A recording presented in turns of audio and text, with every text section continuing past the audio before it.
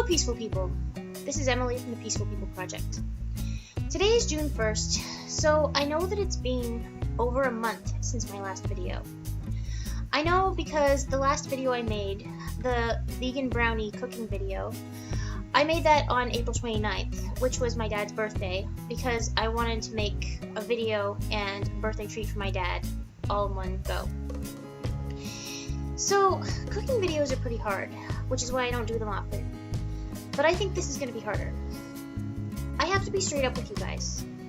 I really don't know what the future of the Peaceful People Project is going to look like. So, I have to sit before you, inspired by the face of my idol, Ani DeFranco, and tell you that I really don't know what's going to happen next. You see, a YouTube channel was not my ultimate vision for this project. Eventually, I wanted to turn the Peaceful People Project into a reality TV show, following activists through their daily lives. I figured that this was possible because there's a reality TV show about just about everything else. Weight loss, wedding planning, My Super Sweet 16, home renovation, Honey Boo Boo, dancing, singing, just about everything, but not activism. I wanted to turn the Peaceful People Project into a reality TV show about something real. I wanted to inspire and mobilize people to get out and do something, whether that's going to a rally, whether that's cooking one vegetarian or vegan meal instead of meat and reducing their footprint just by that little bit. I wanted to do all this. I had all these lofty dreams. And then, I just couldn't get people on board. I had a friend at the D.I.Y Arts Collective who told me that he would help me to produce my channel, beginning in the middle of May. He said he'd help me get people on board, and eventually we would have something that we could take to CTV or CBC to prove that people were into it, and that it could become something. Well, he moved away for school, and I guess forgot to tell me, so I don't really know how that's going to work right now. So that's why I've been away for a month, because I was just waiting for something that never happened. Maybe that's a lesson to you guys. Maybe you shouldn't wait for things to happen. Maybe you should just keep going. Keep pushing on, even if you're by yourself. I feel bad that I haven't been making videos in that time, because during my month away from the channel, there's been a huge controversy at Trinity Western University about whether members of the LGBTQ community should be allowed to attend that university.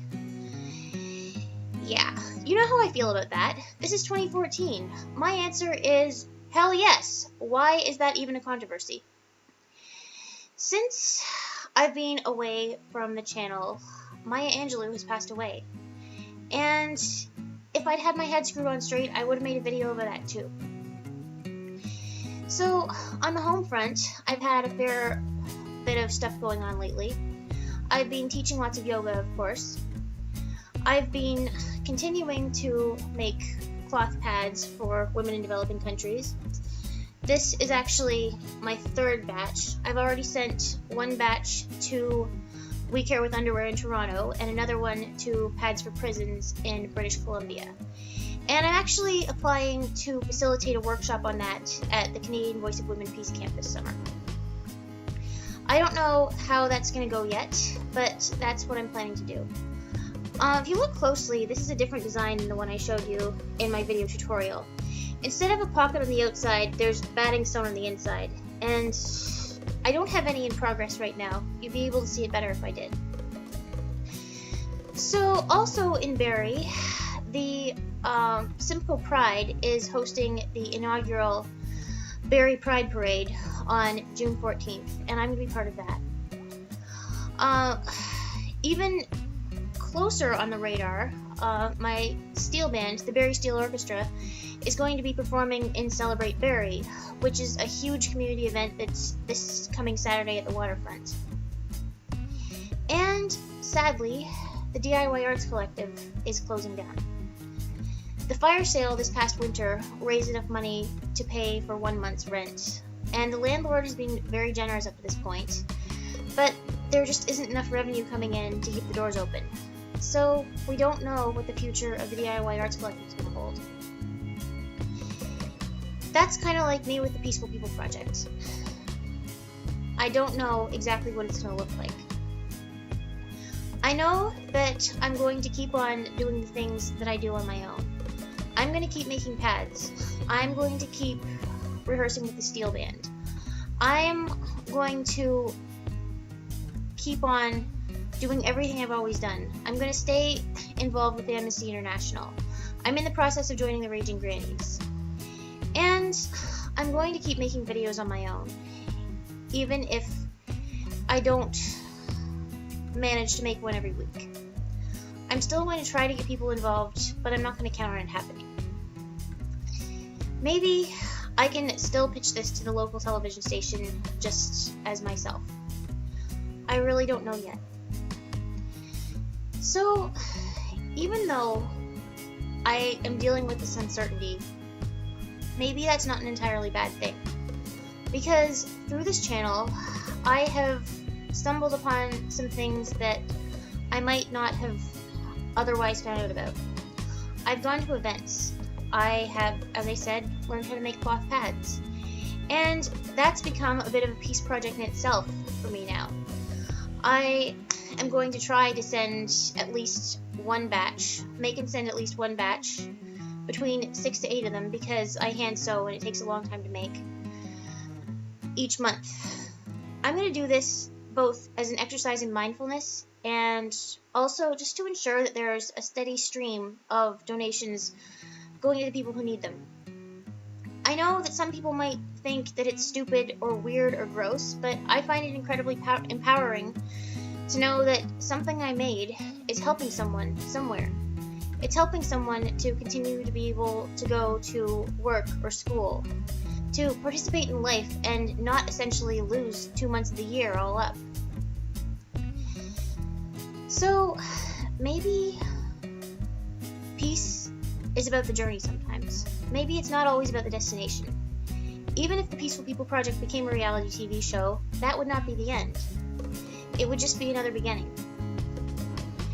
So, without further ado, I want to share a poem with you guys.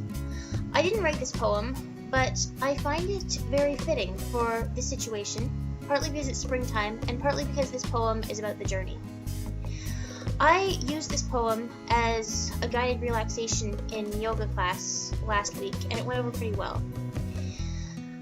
The poem is called Spring Morning by A.A. Milne, and one of my favorite lines of that poem is, "We do have beautiful things to do." And that is so true. I think that we all have beautiful things to do, even if we don't know what they are yet. So, without further ado, I give you Spring Morning.